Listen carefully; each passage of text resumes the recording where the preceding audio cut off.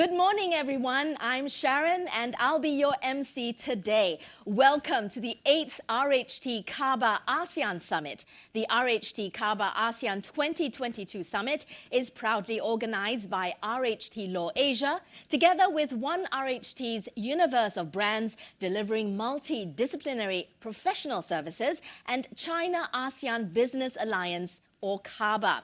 We would like to extend a special welcome to our guest of honor, Ms. Rahayu Mazam, Senior Parliamentary Secretary, Ministry of Health and Ministry of Law.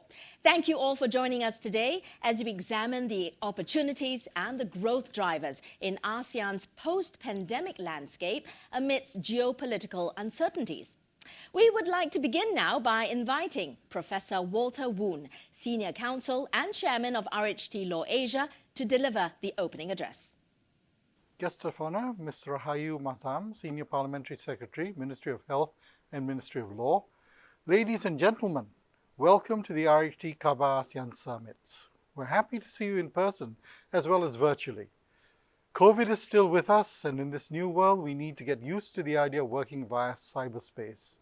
And although we welcome guests, we're also acutely aware of the need to reduce our emissions in order to safeguard the world for our children and succeeding generations. This year's summit takes place against a background of increasingly zero-sum competition between the US and the People's Republic of China. A lot of this has to do with US domestic politics, since it's always useful to look for an external challenge when beset with internal challenges. This is not all bad.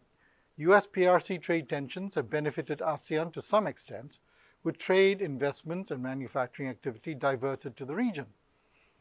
However, prolonged political uncertainty is not good for business. Businesses need stability and predictability in order to prosper. ASEAN countries do not want to have to choose between being friends with the PRC and the US. They should not be pushed to do so. How can business people help? The function of modern diplomacy is not power projection, as was practiced by the Western imperialist powers in the early 20th century. Modern diplomacy is aimed at creating space for trade and business exchanges. It's about creating friendships. Any competent diplomat will be keeping his finger on the pulse of his host country. This means meeting not only the political class, but also the business sector. Politicians do not create wealth. Businesses do.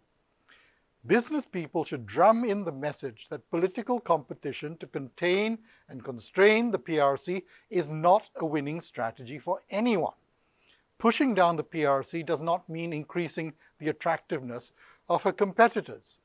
It will not increase the prosperity of these countries. Indeed, this kind of destructive competition makes everyone poorer. The business community has clout in diplomacy, more so than most people realize. If business people make it clear that a certain confrontational strategy is counterproductive and will not improve a country's influence and attractiveness, eventually the message should sink in. The key is perseverance. Don't expect immediate results. Given the vagaries of electoral politics, some choppiness is to be expected in the economic climate. So in the meantime, we can only buckle up and ride the waves. As the Indonesian saying goes, gajah sama gajah berjuang, pelanduk mati di tengah-tengah. In other words, when elephants fight, the mouse deer in the middle dies. We in ASEAN are the mouse deer. We need to be very nimble to avoid being trampled.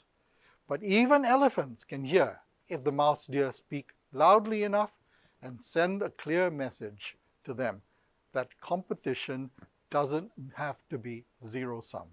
May I wish you a fruitful and enjoyable discussion today.